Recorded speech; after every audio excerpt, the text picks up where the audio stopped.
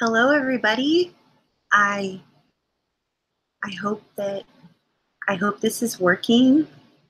I lost all power, all internet, all everything, and I'm hopefully this is working now. I have no idea what exactly went down, but welcome. This is the global community for adult survivors of complex trauma, all kinds of childhood trauma in the form of abuse. You're now an adult.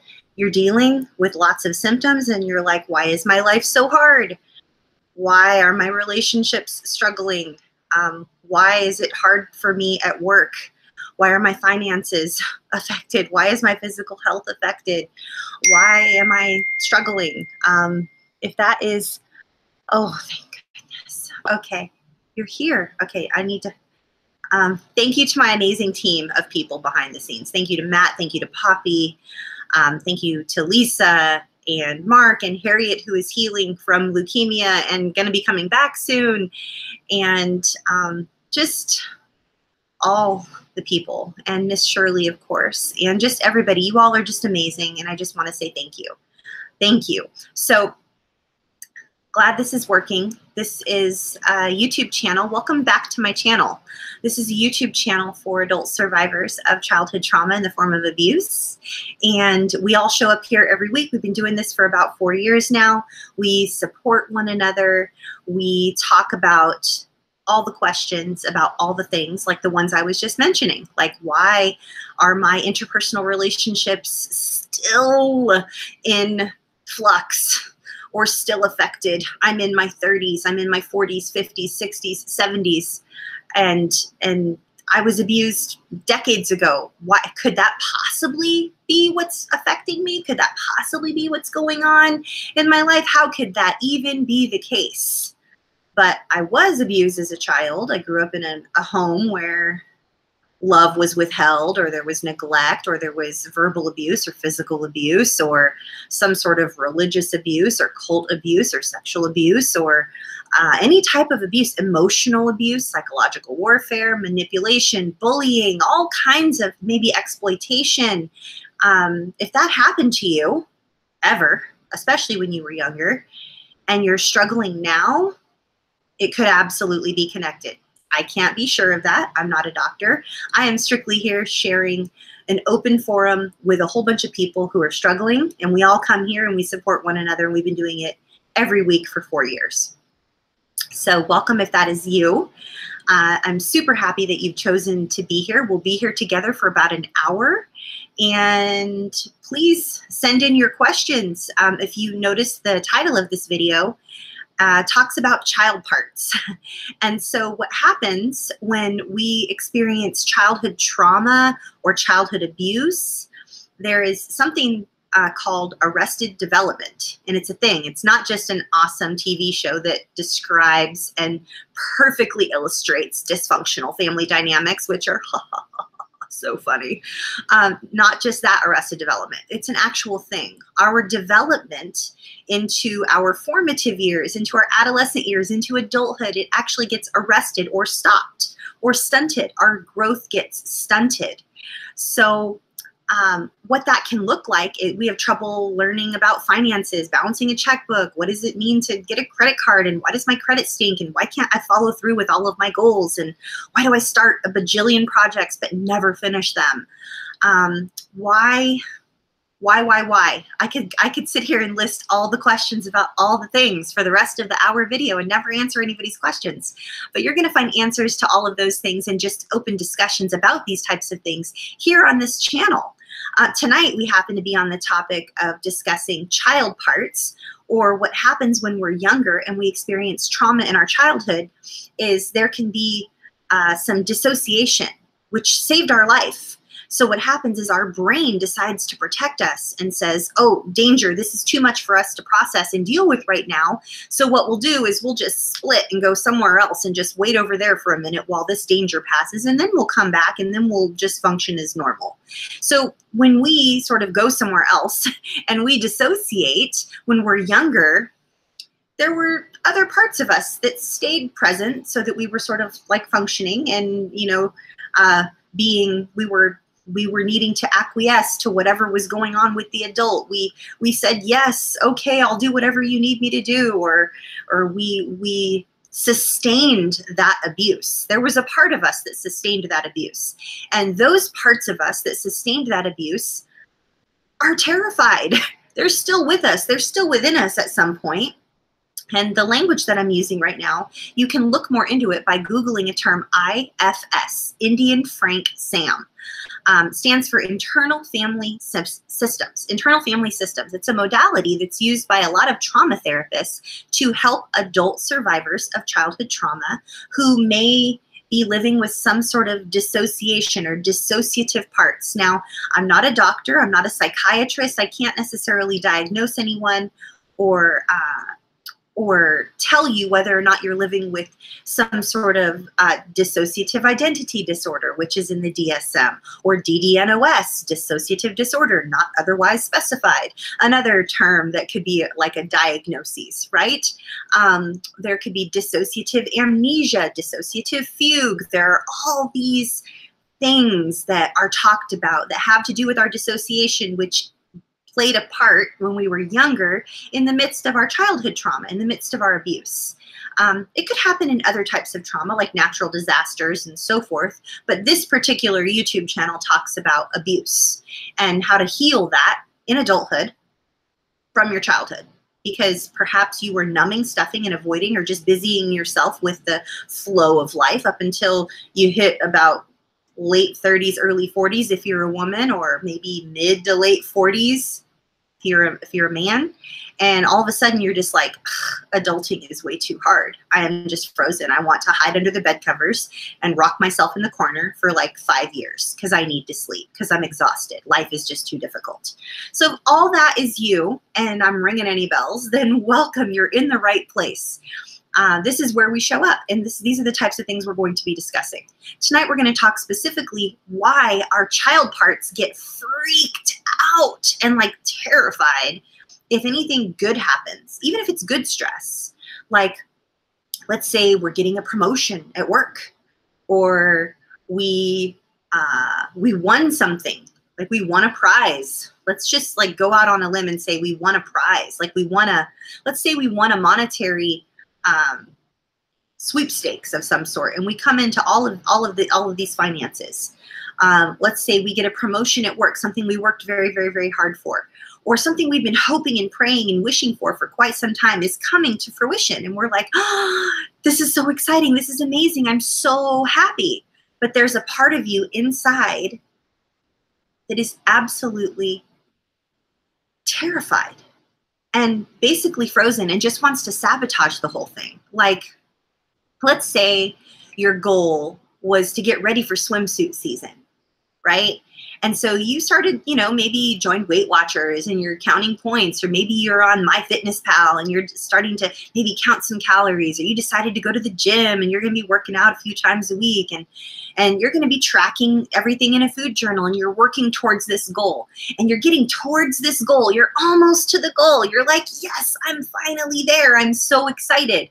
And then there's a part of you that just decides that maybe it's time to go through the drive-thru and get some banana splits or hot fudge sundaes, or just buy a big bag of chips and some soda and be like, I've made it far enough on my goal. Like, I deserve this.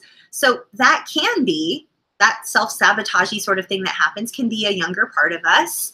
Not necessarily. It could just mean that you're human. But what I'm getting at here is those who know that they are living with some form of dissociation, whether it's predictable dissociation, like I've talked about on this channel a lot. Whenever I shower, I tend to dissociate. Why? Because I had horrible, awful, terrible multitudes of things happen to me in the bathroom or surrounding bath time or shower time for a lot of years in my childhood. Huge amounts of trauma, horrible things. And so even though I'm an adult and I'm adulting all over the place, I'm packing up a house, selling a house, starting a business, running a business, getting an apartment, decorating an apartment, figuring out the internet, figuring out how to do online stuff. I got all kinds of things I'm managing. I'm doing all this stuff. I'm adulting all over the place. I'm doing great. However, it comes to like shower time, and it's like I'm a 3-year-old that just wants to like hide in the corner and not shower, right? Showering can be a good thing. One of my husband's favorite things to do when he comes home from work is he'll say he just wants to get the cobwebs out or just get the dust off, or he'll be like, I'm gonna go jump in the pool really quick, and then maybe I'll come in, take a shower, and I'll just feel really refreshed, like he looks forward to it. It's something he's so excited about. Well, for someone who experienced trauma around shower time or bathroom type stuff, not necessarily the case. My husband doesn't have trauma. He doesn't have a trauma history, but I do. So what happens in all the roundabout things that we're discussing right there, what's happening, and I would love to hear your questions. Please send in your questions for the next, like 13 minutes. Between now and the next 13 minutes, send in all your questions on this topic, and I'll go through and I'll do my best to answer your questions. So basically what's happening, I'm gonna put my phone down so I can talk with my hands. So there's this part of us, there's this younger part, and I'll just use me as an example, just so you can maybe not have it be pointed at you, and it will be something you can just sort of relate to as though you're watching it like on TV or something, and you don't have to like get real about it and then cause you to maybe freeze or dissociate. Because what happens in personal development, especially for anyone who's an adult survivor of childhood abuse, as soon as you try to move into a personal development type space, like you could read fiction all day long. You could read 5 different novels and knock those babies out, and you're like, wow, bam, I just read 5 books and it's only been like a month, right? And you get that one personal development book that's going to help you with something, and it just sort of sits there and you read like a couple pages and then you end up putting it down. You know, there are parts of you, younger parts, if you're living with dissociation, there are younger parts of you that are terrified for you to experience anything good. And I would like to suggest an answer to this, a reason. I would like to suggest that we consider a reason this might be happening. What would happen when you were younger? Let's talk about when you were younger and you would hope, or wish, plan, and dream, and pray that things would be different. Things would be different. You were really looking forward to them being different. You couldn't understand why things were as hard as they were. Why do they yell like that? Why do they act like that? Why are those people so mean? It just doesn't make any sense. I don't understand. But it would be so much easier if they were nice. And why does it have to be so hard? And why can't we all just get along? And why do they have to yell? And why does so-and-so have to put me outside with the dogs and like treat me like I'm some sort of an animal? And why do I keep getting locked out? And why are they bullying me? And why are they so mean? And why isn't anybody sticking up for me? And like, why? I just wish it was different. When I get older, it's going to be different. It's going to be different. It's going to be different. Next time, it's going to be different. And then perhaps we're in a situation with one of our primary caregivers. Maybe there's yelling or screaming or throwing things or any form of abuse, verbal, physical, any type of abuse. And there's a moment within that abuse. Maybe it's right when the abuse ends, or maybe it's like in between, like when the abuse ends and like before the next time begins. There's this little crack, and we hope. All of a sudden we have hope. We're like, okay, they had this list of demands of things that they needed me to do. The only reason that I'm in trouble and I'm getting abused right now, and we didn't even know it was called abuse, by the way, it was just called life. So the only reason life is hard right now is because I didn't vacuum the carpet properly. I didn't wipe the counters off properly. I was trying to be friends with the wrong kids at school. I stayed out too late and I did something wrong. I accidentally broke my bike, and even though it wasn't my fault, I still broke it. I was dishonest about that one thing, and so that's why I'm being abused. That's why life is so hard right now. That's why everything's hard. But if I do this, and this, it's going to be different. It's going to be different. It's going to be different this time. It's all going to stop, and we're all going to get along. Everything's going to be amazing, and it's going to be different. It's going to be exactly like I had hoped it was going to be. Okay, so we can hardly wait, and we're so excited. We have hope. And then what happens? What happens with the abuse cycle? It's a cycle. The abuse happens, gets really, really, really bad. Then it stops. Then Perhaps there's a little bit of a honeymoon period and they're like, I'm so sorry, I'm so sorry. It's all going to be better this time. It's going to be different this time. You're awesome, you're awesome. You're on my good side. Everything's great. And then all of a sudden things get quiet. You're a little bit nervous. You know something bad's going to happen, but you kind of hope that it won't because it's different this time now. We've finally reached the point where it's going to be different. And it's like awkward. And then there's like tension. And you're just like walking on eggshells and you're like hoping that you're psychic enough to figure out how they're going to act and the type of day they're having and what they're going to need and what they need you to do and how they need you to look and how they need you to smile and how they need your body to look.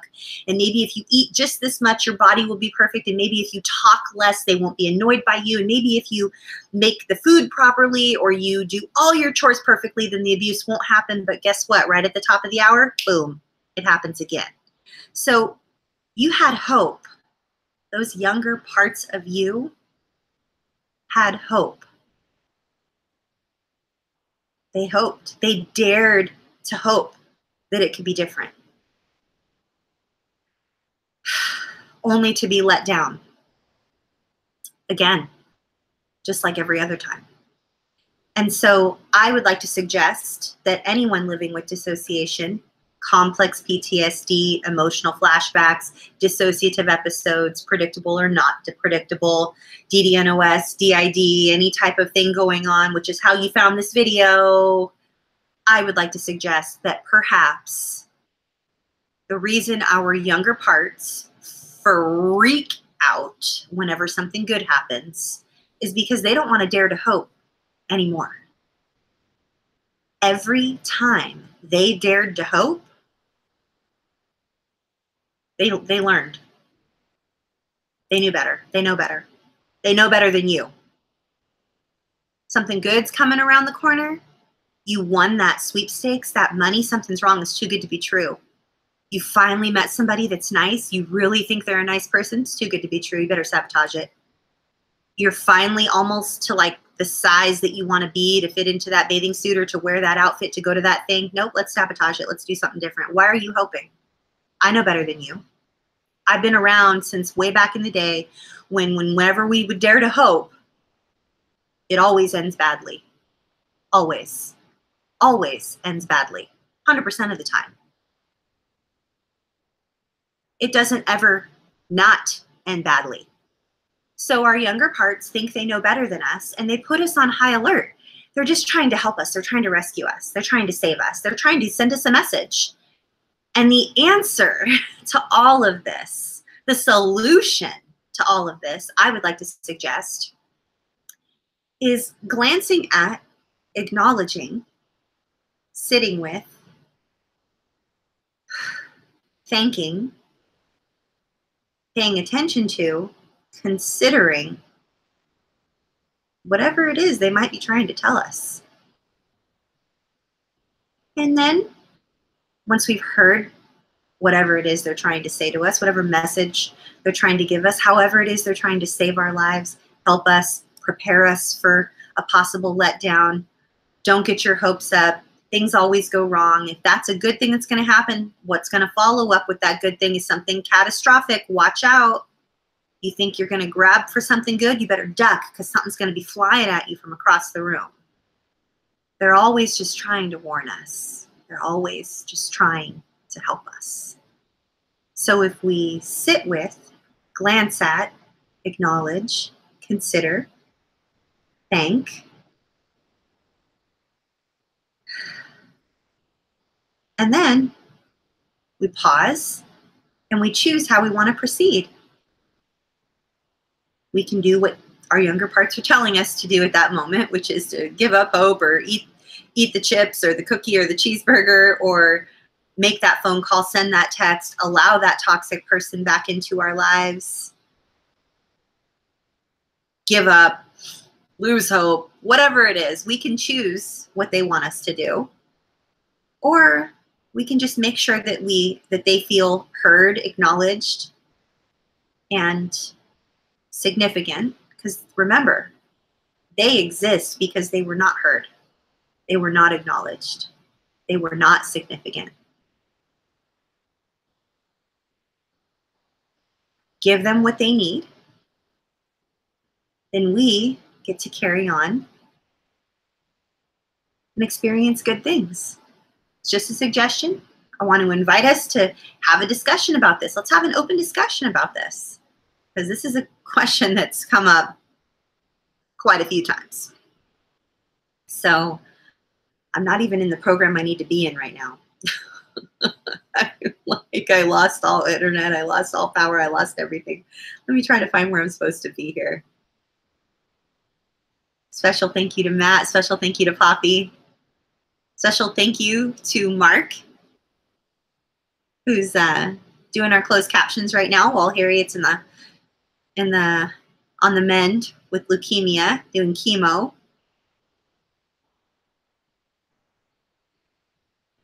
So thank you all for sending in your questions. You guys are amazing. Thank you to I Still Found Hope. Thank you to Ashton. Thank you to John Harvey. So good to see you, John Harvey. Thank you to Holistic Recovery and Desi Pink and Rhonda and Miss Beach Boxer and Ashton and John Harvey and Holistic Recovery, and to Carol. Hi, Carol. Nice to meet you. I don't know if I've ever met you before. If this is your first time here, welcome, welcome.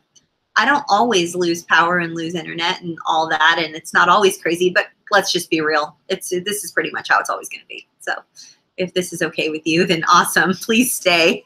Please consider giving this video a thumbs up if it ends up being helpful for you, or you can vote it thumbs down if it's not helpful for you. Please consider subscribing to this channel and clicking the little bell notifications so that you don't ever miss a video. And I'm going to begin answering people's questions. There's still time. 2 minutes left to send in your questions, you all. 2 minutes left. Thanks to Vi. Thanks to Vi for sending in a question. I just love that you all are here every single week. You guys are amazing. You guys are the most important part of this community. It's because of you that, you know what? Oh, I forgot to tell you. It is because of you that I got nominated for an award for the advocacy work I'm doing on YouTube. It's just happened over this past 1 year.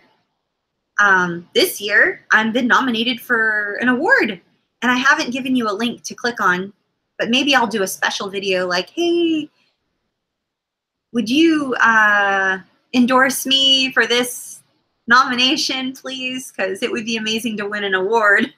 Right? Oh, then my younger parts are going to freak out, though, right? Which they probably did when I got the email. So there's still time. 1 more minute. Send in your question. Okay, I'm going to go up and start answering questions. So you can still send in your questions for 1 minute, and then wait till next week. Okay, so I Still Found Hope says, first of all, let me get a drink of water, because man, am I thirsty.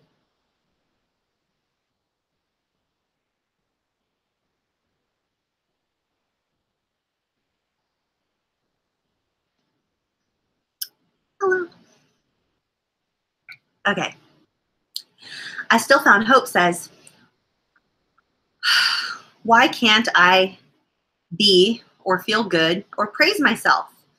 I allow praise myself about my accomplishments, as in the house is clean, the kids are done, timeouts, early bed, making sure my kids go to sleep with a smile, and I look for crisis. Why?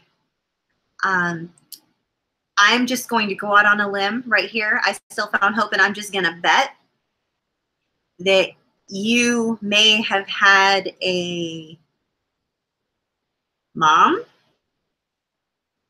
or maybe a dad who was hypercritical of everything you did, and they were kind of also a bad parent. And so you're both equally terrified that you will turn out just like them, and yet feeling your inner critic being like nonstop telling you that everything you're doing isn't enough. Going out on a limb, and I'm just going to say that that could be the case. So yeah, that's my answer. Or, I mean, we could apply the theory that I just shared about our younger parts. But the reason why I'm not applying what I said earlier about our younger parts is because you're talking about your kids. which leads me to believe that you are simultaneously terrified that you'll turn out just like your parents and thinking that everything you do is never going to be good enough, that it's like the house is never clean enough, the kids are never prepared enough, they're never disciplined perfectly enough, or you never find the perfect balance. You could always have done bedtime differently or better. Maybe you strive to be one of those moms that makes like the homemade food in the blender and all the organic stuff and whatever, and you're not doing that good enough. Maybe sometimes they stay up later than you want them to, and so then you feel like a failure because they're not sleeping through the night or going to bed at a perfect amount of time. They're going to bed with a smile, but you could have always done it just a little bit better. Or maybe you just always have your heart beating, racing, thinking that something's possibly, something's going to go wrong, right? You just when you think everything's going to be fine, like the bottom's going to drop out. This comes from a lifelong journey of walking on eggshells, needing to be psychic, needing to know like what type of a mood someone's going to be in, and promising yourself every day that you won't turn out like them. So that's just my guess. I don't know. I could be way off base here, but that's my guess. I hope that was helpful. Someone let me know. Ashton says, what are some good ways to stay grounded and present when all of our child parts are triggered by new or overwhelming stress while at work? I'm so glad that you're mentioning at work, you guys. I was hoping someone was going to bring up the workplace, because when our younger parts show up when we're being professional, and it's not necessarily convenient because you need to be adulting only, and you need to be making sure that you're presenting your very best self. And so it's like really, really stressful.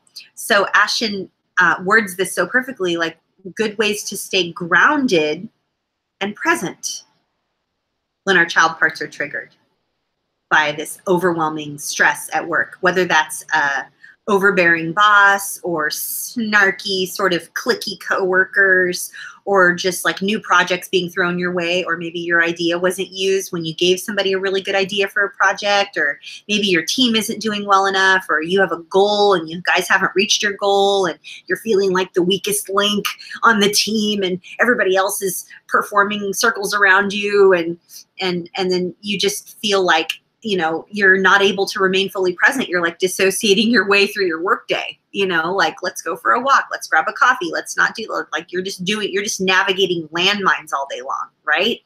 So some of the best ways that you can handle this sort of thing at work, I don't know if you have an Outlook calendar or iCalendar or what type of calendar you have, or even if you have a Fitbit. This might sound cuckoo, but if you're on this channel, I mean, we're all a little cuckoo together, aren't we? So this might sound cuckoo, Ashton, but this worked for me because I was in the midst of a very stressful job situation when my son left for the military. And he was just graduating from high school. He had a full ride academic scholarship, almost a full ride academic scholarship, and turned it down, decided to enlist in the military. During a time of war, by the way, we had not gotten out of Iraq yet, and it was really bad. And single mom, one boy, I was freaking out. And so what was happening was I had all these fears personally. My job was in a weird state of flux. So professionally, I was extremely overwhelmed. I was feeling like I was not good enough. I must have somehow failed as a mother, which is why he was going to join the military. I must be failing as an employee because I'm not able to reach these goals in the time that they want me to reach them because I keep getting distracted or dissociating my way. So what I would do is I would find a reward system for myself at work, and I used an Outlook calendar at work. Every so often, you're the only one who can decide how often you need to hear this, but I had a code that I put in my Outlook calendar that no one would understand. And what that code basically said in like code words is, I am great at what I do. I am great at what I do. I didn't believe it most times, but I needed to remind myself, and I needed to allow myself to consider the possibility that I really was great at what I did. I think it was probably something along the lines of like an exclamation point, the letter A, like a small A, or no, an exclamation point, like the @ sign, the letter G, the letter W, a capital I, and like a D. And it was basically me glancing at that, and it stood for I am great at what I do. And no one would be able to glance at that and know what it was. They wouldn't, you know, because my calendar was accessible by all of my bosses. I had 3 bosses. I was the executive assistant to 3 different people, 3 different executives at the Ritz-Carlton here in Hawaii. And I managed everything. And it was for the travel industry. And so all this, I mean, it was just, it was a huge workload to handle. So I needed to remind myself, because I was in the middle of imposter syndrome. I was dealing with a loss. My son was leaving, you know, going into the military. I was in this weird state of flux. One of my family members had just got diagnosed with cancer, and I had just gone to the doctor, and they had found precancerous cells.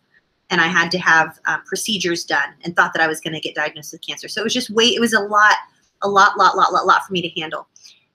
I put those reminders in my calendar, and it wasn't just a reminder that popped up that I could just X out of. Every time that reminder popped up, I had this little sack of almonds in my drawer. I would eat an almond, because almonds were my favorite snack at that point of my life. I would eat an almond, and I would give myself permission to go up and like grab a coffee or grab a glass of water, refill my water glass, go to the restroom, go to the copy machine, and do certain things. Every single time that reminder popped up. So I was able to remain fully present and remain grounded, and I was rewarding myself, and it was an affirmation, and I began to believe it after a while. I didn't believe it at first. I'm not gonna lie to you, Ashton. I didn't believe it at first. But it got me through a really rough season of my life, and that's just like an example of what worked for me. Maybe people in the comment section, in the chat box, or down in the comment section will have other examples of what works for them when they are really struggling at work with a work situation, and they have younger parts that are just showing up and freaking out and freezing and dissociating and sabotaging and you know.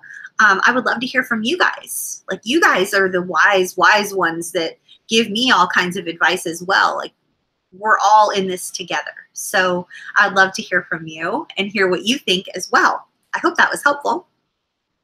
John Harvey says, why some days things we panic over things, but then others, it doesn't affect us at all. So I've often wondered the same thing, and I'm just going to throw out this idea, John Harvey, about our window of tolerance. When we go to therapy, when we seek professional mental health care, a good trauma therapist will make sure that when we're processing things, we stay within our window of tolerance. And you know what? There's a great image that I found on this window of tolerance. Let me see if I can find it really quick. I was going to share it with you all, and I didn't, but I want to. Let me see. I know it's here somewhere. Thank you for your patience.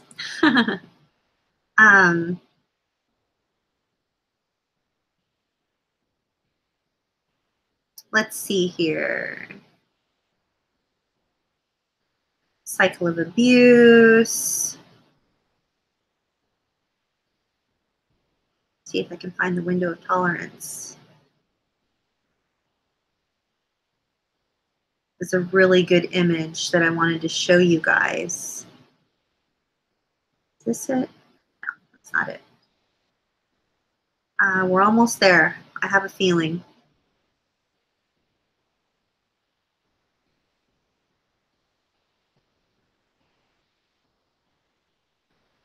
I can feel like we're almost there, you guys.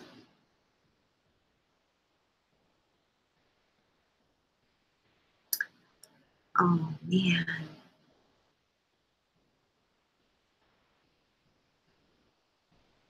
Uh, let's see here. We're close. I can feel it.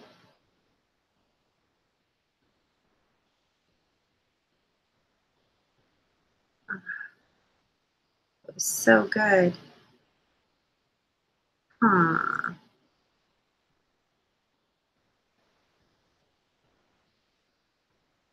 Here we go. Okay, so I'm going to show you guys this. And I should be able to bring this up on a screen share. It might take me a second, but I'll just show it to you really quick. If you all can see that.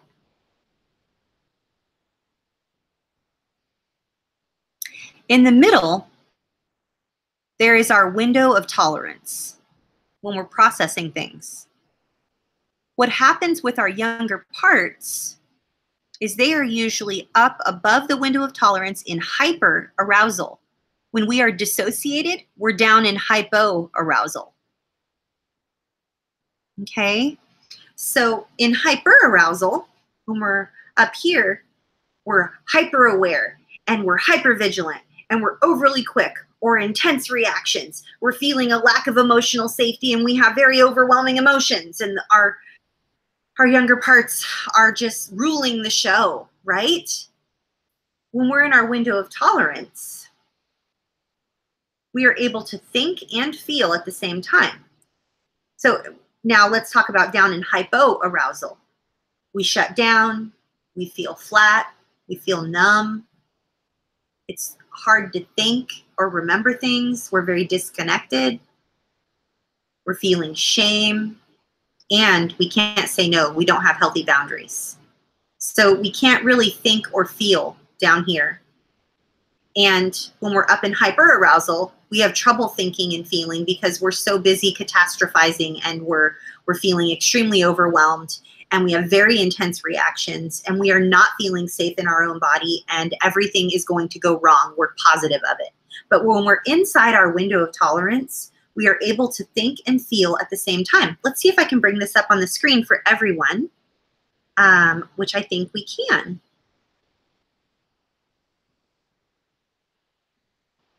See if this will work. Bear with me. I'm just going to airdrop it really quick. 1 second.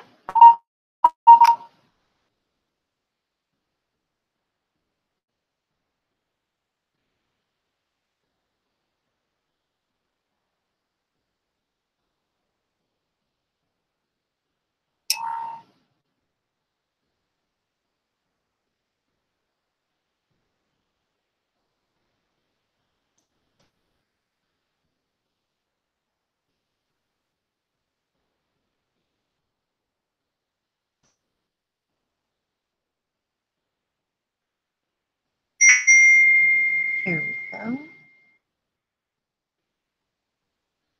Lots of people contacting me today while I'm trying to work. My apologies.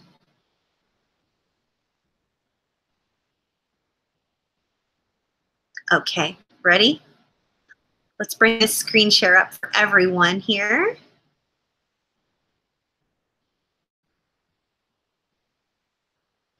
There we go, you guys.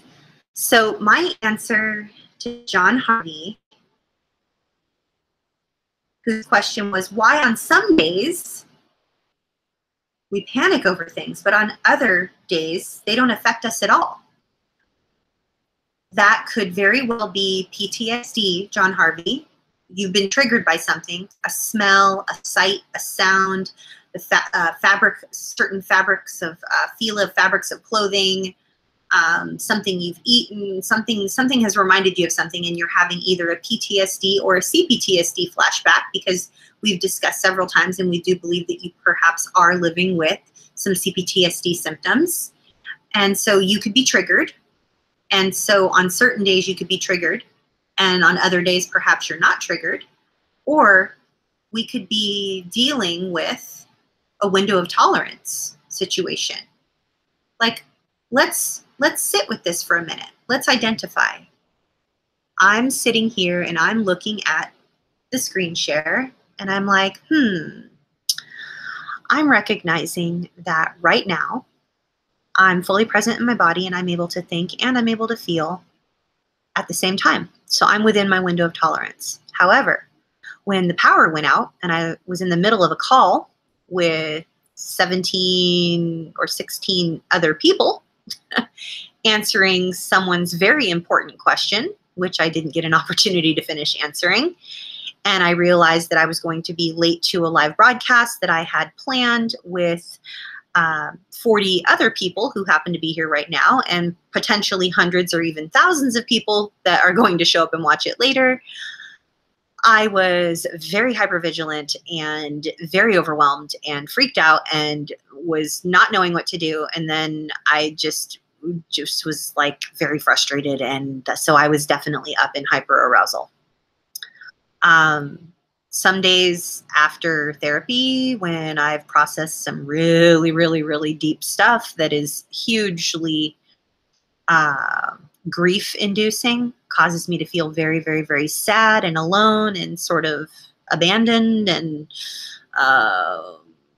orphaned, then I shut down. I feel flat and I'm numb and I just want to just watch YouTube videos and lay in bed, and I try to remember to drink my water and eat my vegetables and not isolate, but I struggle. So I can picture both of those right now, and then I can acknowledge that right now I happen to be inside my window of tolerance. So the key is for us to do our best not to shame ourselves, regardless of where we are at on this. Because bottom line is we're human, and we're going to be in different places at different times, depending on the stimuli, depending on the situation, depending on what's going on in our lives. And it's important to approach it with a measure of grace. Approach it with patience, so that we can be very patient with ourselves and kind to ourselves, as though we would a small child, because chances are smaller parts are showing up if we endured childhood trauma. And when I say younger parts and child parts, before you all start, wondering what I'm talking about, and I'm all out here in woo-woo land, parts simply means that we have unprocessed childhood trauma. When we have unprocessed, unaddressed, unhealed childhood trauma, younger parts can show up. It's not like I think that they're sitting here with me and walking and talking and breathing and wearing a blue t-shirt and eating a stalk of celery with peanut butter, which sounds delicious right about now, but they're present, and I'm clearly not able to be fully present in my body and or in hypoarousal, and I'm not within my window of tolerance. So that's my answer. Hopefully that was helpful, you guys. Holistic Recovery said, would inner child work help with dealing with good stress, which causes our child parts to panic? Absolutely. Absolutely, inner child work helps. And also, I'm not sure if you've read Bessel van der Kolk's book, Body Keeps the Score, but it's an excellent book, and it's very, very, very helpful. And so is Pete Walker's Complex PTSD from Surviving to Thriving. Both books are hugely validating for our human experience and for our younger parts, and just where trauma is held in the body. And I know that you're more of a video person. I know you love to watch videos. If I can think of some videos that would be extremely helpful for you regarding good stress and inner child work, then I'll definitely email you for sure. I can't think of it right now. I can just think of books for some reason, but I'll swing back around, or I'll do my best. Maybe I'll leave a comment below for you, because I know you love videos, and I'm trying to think of some resources I could get to you. But yes, the quick answer is yes. Inner child work will definitely help with the good stress, which causes perhaps your younger parts to sort of like either be in hyper or hypo arousal. Usually hyper if we're talking about stress. Unless, of course, like for me, like if I'm dealing with like some serious old memories, then I just go, I'm out. Like I'm just like numb, checked out, like really struggling. So Yeah, if I can think of some videos for you, I'll send them to you. But definitely Body Keeps the Score and Pete Walker for sure. I know you're in the middle of Pete Walker's homesteading also. So that's probably hugely validating because he shares his personal story. So, but yeah, inner child work definitely helps deal with stuff like that. Desi Pink says, my body began breaking down once I was in a safe relationship. Yes, that happened to me too with my hubby. And only then acknowledge the child abuse. Will my body and brain acclimate to this new reality, or will it take as many years to untrain my brain and retrain it as it did to get stuck? Well, I am so happy you asked this question, Desi Pink, because I'm in the same situation as you. And I have good news and I have bad news. But let's start with the good news, and then I'll give you some bad news and then more good news. How's that? I like the sandwich. The good, the bad, and then the good again. So the good news is you are acknowledging that you feel safe in this relationship with your husband and that everything is starting to fall apart. So that means that your brain has decided, and your subconscious, our subconscious wins 100 times out of 100. Our subconscious knows when we're safe and when we're not safe. And your body is intuitively knowing that you're safe with this person and that they're not a predatory person and that this person is not going to exploit you or abuse you. So that's good news, right? The bad news is that it's breaking down and you're having all these memories come up and you get frozen and maybe your weight is fluctuating. Maybe you don't have energy to exercise, or you're feeling super stressed out and you're outside of your window of tolerance, since we're talking about that topic, window of tolerance. That's going to go on for a while, but it's not going to take just as many years. You'll see an exponential growth in yourself as you continue to grieve, in air quotes, acknowledge what you wish was different. Whenever I use the word grieve, I mean that we intentionally acknowledge what we wish was different. I was a child and blah, blah, blah happened. Blah, blah, blah number of days a week for X amount of years. I see now that that was abuse. I wish that was different. I wish instead I would have had this type of mom who allowed me to have extracurricular activities, or who would come to my dance recitals, or who would allow me to just play in the dirt and not need me to be perfect. I wish that X was different. I wish that my dad wouldn't have been this way, or that my siblings wouldn't have acted this way, or that I didn't feel so alone, or that I would have been taught about these things. I wish that I would have had blank.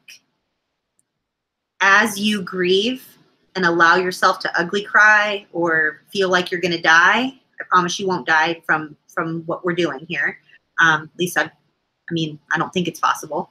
But I'm not a doctor, so check with a doctor first before you do anything. Otherwise, you could come back and, sue me or something. So definitely check with a doctor before you do anything I say. But the good news is, as you choose to intentionally, quote unquote, grieve or acknowledge what you wish was different, it will click along. It will click along. And you will somehow find yourself having light bulb moments with your husband, and like even the family that he might have, or other people that may be potentially safe, but you're like unsure of even how to deal with safe people. And so, yes, your brain will acclimate to your new reality, and it's not going to take, like, let's say you were abused for 17, 18, or 20 years. It's not going to take that long. Like, my husband and I have been together for 8 years, and I'm just starting to feel like, hey, I'm like gaining some ground here. This is pretty awesome, and it's already 8 years. Like, it's not 20. It's not 10. It's early. So I think that it's about 50%, at least that it's how it is for me. 50% is about how it is. Although I was seriously involved with abuse up until I was about 40, almost 40 years old. I was allowing myself to be continually abused by my family members and exploited and scapegoated and bullied. So maybe it's even 1/4, because I'm not even like 10 years into my intentional journey, although I'm about 18 years into my healing journey overall. But for the first, let's be real, for the first 10 years of that, I was still being abused and bullied and exploited and sort of like scapegoated and tormented by people for the first 10 years of that. So let's just say that I've been healing for like straight without having really, really, really healthy boundaries. Although I was slowly getting boundaries though. I was really getting more boundaried, but I was still being bullied and sort of picked on and scapegoated, and like I was having a difficult time for the first 10 years of that. So it's only been like over the past 8 years that it's been getting well, and that's how long I've been with my husband, right? Because like I think my body realized that safety was possible once I got together with my husband. And then for the past like 5 years, I've been like really healing like rapidly. So I promise it's not I don't see it taking exactly the same amount of time. I would say you're like, you know, a fraction, like a fourth or a half, somewhere between a fourth and a half. That's my best guess. Yeah. I hope that helps. Let me know if these answers are helpful, you all. Rhonda says, my inner child goes into panic and terror whenever I am praised and I don't remember what was said. Any suggestions to work on? Yes, I have a suggestion. First of all, I want you to know you're not alone. And even within the last like 4 years since we started the YouTube channel, I remember receiving a compliment here on camera. I've talked about this before in various videos. I don't know which ones they are now, but someone told me that I looked pretty or that I looked beautiful or something on one of the videos, and I lost my bladder. Like, you can't make this up. Like, I peed myself while on camera. And I kind of almost ruined one of my chairs because it was like a, you know, a cloth type chair. And then from that point forward for years, I kept a towel on my chair at all times whenever I would record videos. Embarrassing, humiliating, weird that I'm talking about it? Sure. Helpful to Rhonda? Maybe. I just want you to know that the panic and the terror is real. That younger part of me that peed herself, anytime she was complimented when she was younger, bad shit happened to her. Maybe in the bathroom. Maybe it was in some dude's car. Maybe it was in some drug house or on the way to some secret P.O. box or with some boyfriend or with some husband or with some quote unquote family member. Who knows? Bad shit happened to her anytime she was told she was pretty. So yeah, you're not alone. And I would suggest not shaming yourself and truly acknowledge that younger part of you and the terror that she may be feeling and how you can understand how that would feel terrifying to her. Because maybe being complimented was a precursor to violence or abuse or exploitation or bullying or something bad happening. And so therefore it would be understandable. Look at Pavlov, you know, you ring the bell, the dog does the thing. Like, you know, we're all conditioned.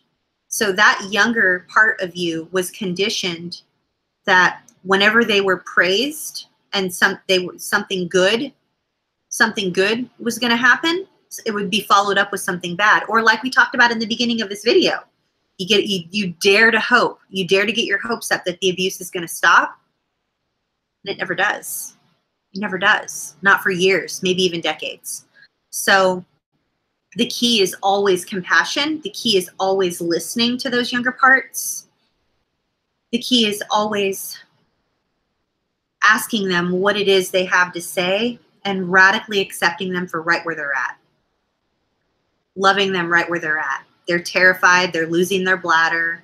They're afraid. They're trembling. They're running. They're freezing. Whatever it is that they're doing, it's acceptable. It's 100% acceptable. Why? Because they were doing whatever they needed to do to survive when they actually physically existed, however many years ago that was. And now the remnants of their fear live in us. And so we need to acknowledge that, and we need to show compassion, and we need to be patient and kind with ourselves, because that truly is self-love. And that's going to be the key to healing all these things that are going on with us. The reason that we're all struggling on this YouTube channel is because we didn't receive love that was unconditional when we were a child. We didn't have our basic needs met or our emotional needs met, and we weren't loved unconditionally. So if we meet all of our basic needs now as an adult, and we love ourselves unconditionally by being patient and kind with ourselves unconditionally because we deserve it, because we're human, then that's going to help for sure. 100%, I have no doubt. So I hope that helps, Rhonda. This beach boxer says, why, when I am in a time of feeling good and healthy, do I have no desire to begin a new life? I'm 62 going on 35. Well, let's consider our younger parts that may have been through a lot when they were younger and like how they manifest themselves in our adult selves, right? Like, let's talk about that for a second. So Miss Beach Boxer says, why, when I am in a time of feeling good and healthy, do I have no desire to begin a new life? 62 going on 35. So if you're feeling good and healthy, then there's no reason to change anything because you're in a sustainable place. But if what you mean is when things are going good and then you get afraid and you sabotage it, then what we talked about earlier with regard to younger parts might be a part of it as well. I might be misunderstanding the question, but please, please, please let me know in the comment section. Once the video renders in the comment section, then I can answer your question in the comments if I haven't answered it satisfactorily here verbally on the video. Ashton says, what are some good ways to stay grounded and present when our child parts are triggered by new or overwhelming stress at work? Oh, I already got that one. Oops. Oh, I already got these. Uh-oh. Hi, Sabra. Sabra says, how do we learn to take compliments, especially regarding cooking, housework type tasks? I can't seem to accept them, even if I have finally managed it in my professional life. Oh my goodness, that's so hard, Sabra. I'm going to say to you what I said earlier to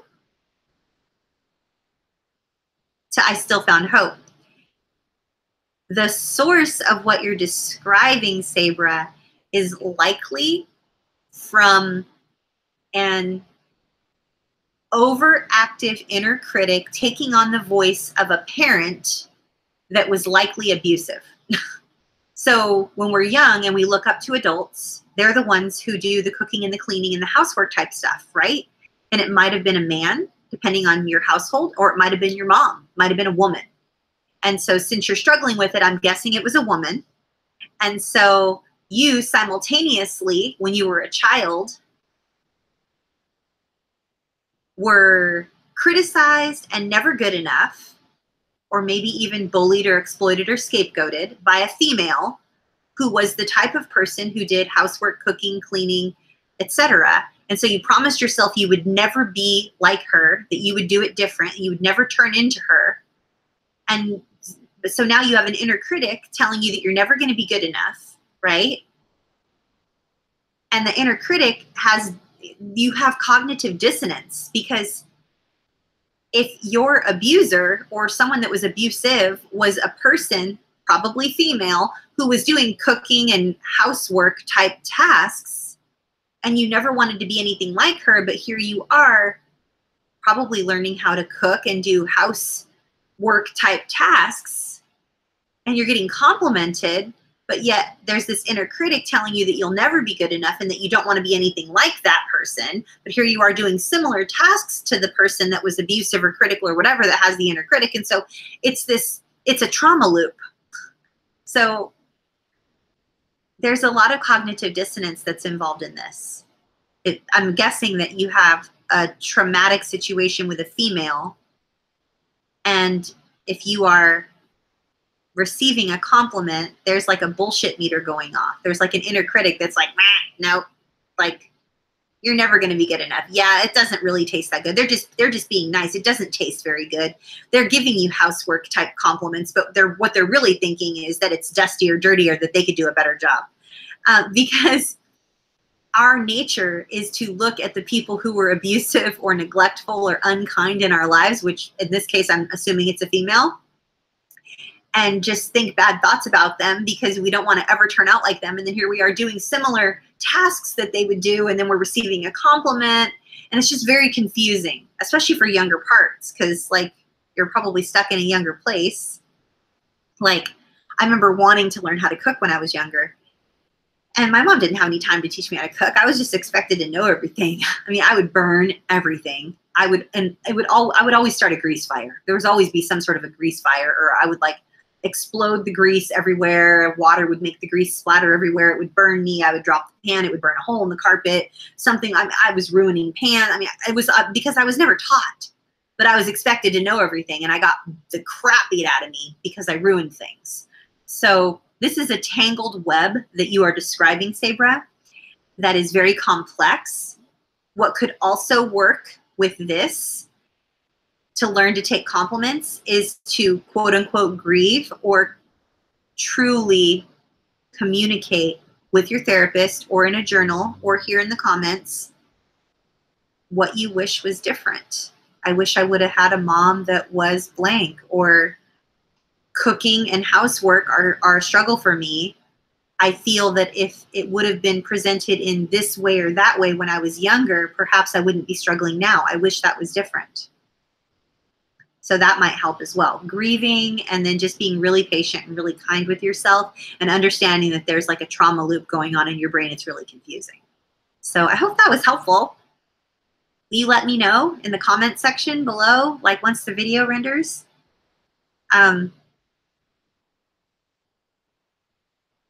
Holistic Recovery says, is it the traumatized child parts that panic when things are going well, waiting for the other shoe to drop? Yeah, typically, because anything good never lasted. It always turned bad. If you're on this YouTube channel, it's because you experienced abuse as a child, which means that maybe there was addiction or domestic violence or some sort of situation going on with you that was ongoing, and therefore you needed to spend your entire life being psychic, figuring out what mood people were going to be in, and you were walking on eggshells, and you needed to be perfectly psychic and anticipate everyone's needs so that you could talk perfect, be perfect, act perfect, and then that was never enough. You would get abused anyway. And so, yeah, our traumatized child parts do panic when things are going well because it never lasted. It always turned into something horrible or abusive. You know, they are waiting for the other shoe to drop for sure. Waiting for the bottom to drop out. Carol says, any suggestions for sleeping? Most of my abuse happened as being woke up out of sleep. Ooh, this is deep, deep, deep, deep, deep, Carol. Oh my goodness, this is deep. This is something you will have to work with a trauma therapist, and maybe even, depending on, I don't know anything about you, or maybe I do and I just don't know it, but depending on your level of dissociation, if you have like predictable dissociation like me, like when I shower I dissociate, and so I play music and then I count the songs and I try to sing along, and then that way I know how many minutes I've been in the shower because I dissociate. So like I'm able to do EMDR because my level of dissociation isn't unpredictable, and I'm not losing time or losing days or having people be like, don't you remember you were there with me? And like, you know, it depends on your level of dissociation. So if your level of dissociation is not that which you have been diagnosed with DID, DDNOS, perhaps you're somewhere else in the world where they actually acknowledge a complex PTSD diagnosis, and then I would be, depending on what medications you're on, I would talk to a therapist about EMDR. And because what happens when we do EMDR, we actually make like new brain pathways. We make new neural pathways. And instead of our going to sleep and then end up like being like either struggling to fall asleep or struggling to stay asleep, what we do is we find a new normal. We find a new way to think about bedtime. We find a new way to think about sleep time, a new way to think about being in bed or being asleep. And we make a new neural pathway through working with a trauma therapist in EMDR, which stands for eye movement desensitization reprocessing. And what that means is right now, when you're going to bed or when you're sleeping or whatever it is surrounding sleep and bed, your brain thinks of something and automatically goes down one road, which is the road they know, which is the road that led to your abuse when you were being woken up out of sleep. But what you do in EMDR is you share everything, you create a safe space, and then they help you create a new road so that when you're either falling asleep or you're in a state of sleep, or even when you're waking up, you have new things, a new road that your brain goes to. Your brain doesn't go down the old road anymore because it's created a new road, a new neural pathway. So that could definitely help, perhaps. Just an idea. So Vi says, every stress seems like distress, even little things. So I fight my way through as I always have. Not sure I ever learned any other way. Do I not freak out at every stress thing? I hear a lot of always and never and everys going on here, which intuitively I know as a practitioner that that means that there are younger parts of you. Because when we're young, it's like always, always, always, never, never, never. It's all or it's nothing. It's black or it's white. And so what I would do if I were working with you, Vi, is I would encourage you to sit with and listen to and be patient with whatever's coming up and create margin in your life, healthy boundaries with all toxic people, not allowing toxic people to invade your space, and then create margin around your life, like create some extra time in between activities where you can intentionally sit with and sort of celebrate the little wins that you have going on in your life. Celebrate those little moments, even if it's just a minute that isn't stressful. Celebrate something that might seem like a little thing and that it actually didn't feel like you were in distress. Celebrate that one thing and acknowledge it. And even if you have to journal about it, or I know that you're really good at writing and like maybe writing down throughout the whole day, like the moments that weren't stressful or that you didn't feel like you were in distress. And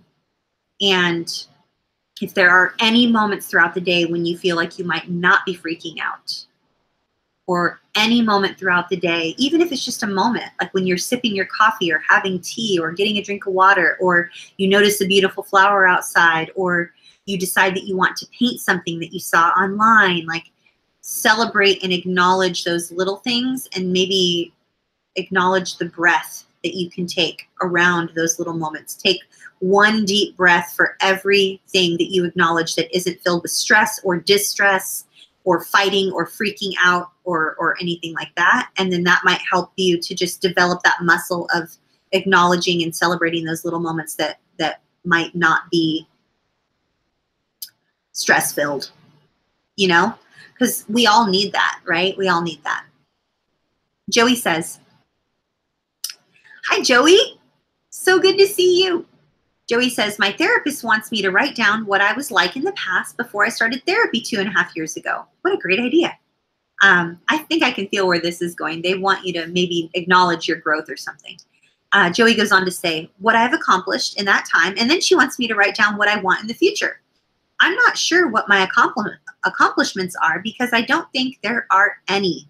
But everyone else says, including my therapist, that I have accomplished a lot, and I know that you have actually. I agree with all those other people that think you've accomplished a lot. Then Joey goes on to say, this is causing me a lot of stress trying to figure out what she said and everyone else sees. Why can't I see it? Am I alone on this one? Why is it causing me such panic when it is supposed to be a good thing for my recovery? Well, I'm going to recommend that you, Joey, do what I just recommend that Vi do. Maybe perhaps write down any good thing, even if you think it's a small thing and it's no big deal and it's just not that significant. Maybe write it down and then just create some margin around that and just acknowledge the breath, like take a deep breath for those things. And I think sometimes when we're in the midst of trauma recovery, Joey, it is difficult to see where we are now compared to where we were. But just for you personally, we're gonna wrap up this video here in a moment, you guys. I know we're a couple minutes over. I want to acknowledge a couple of things, Joey. I want to acknowledge a couple of things that maybe you can add to your list that I happen to know, okay?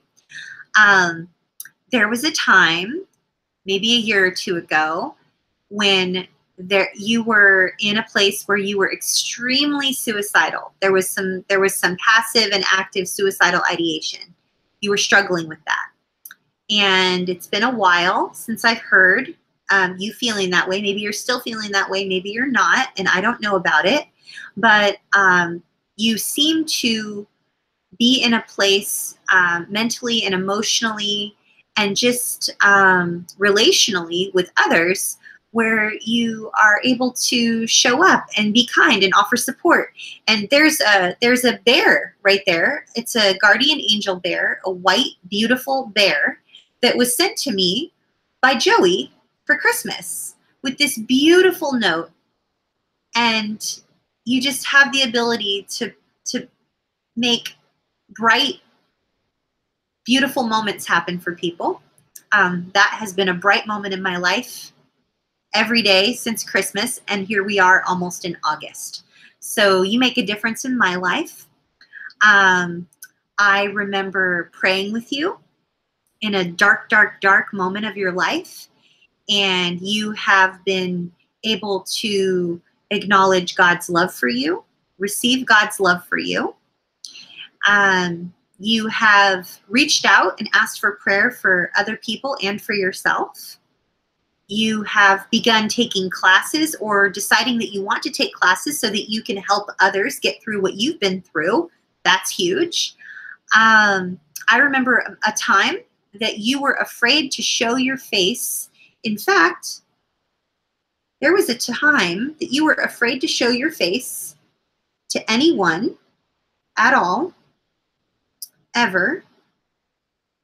And then one day I posted online that I wanted, I think I sent out one of those challenges that people keep sending me about posting pictures.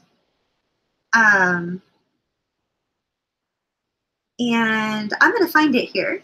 I believe you had the courage to join in this little challenge that we did inside one of our groups. And you posted, I'm going to find the date here. I just want to find the date of when this was, because I know it was within the last couple of years. I don't know what date it was, but I'm going to find it. You had the courage to post a photo, and it made my day. It brought tears to my eyes, and I saved it in my phone to remind me. Oh, here we go. I believe this was January 25th at 4:19 p.m. And you posted a picture. I don't know if you can see that. My friend. And you participated in the little survey or the little challenge that we had in the group. And that was just amazing. And it made my whole day. So I don't know if that helps you.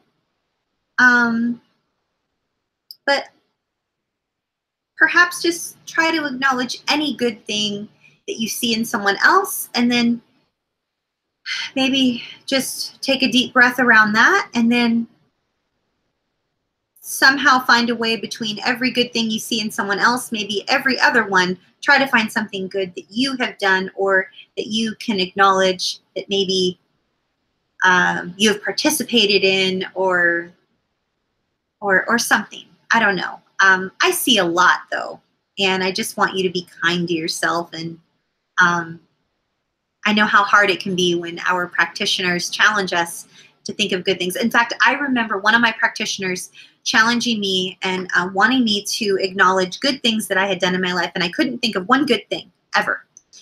And then it took a while, but she asked me about my orchids. And I love orchids. In fact, I have an orchid right there in the midst of all of my mess, right? Now, mind you, that's a fake orchid plant, but I have real orchids in my kitchen. And so I was able to tell my therapist that I love orchids, and I have somehow managed to keep them alive. And I normally would kill everything. So that was hard for me. It was very difficult for me.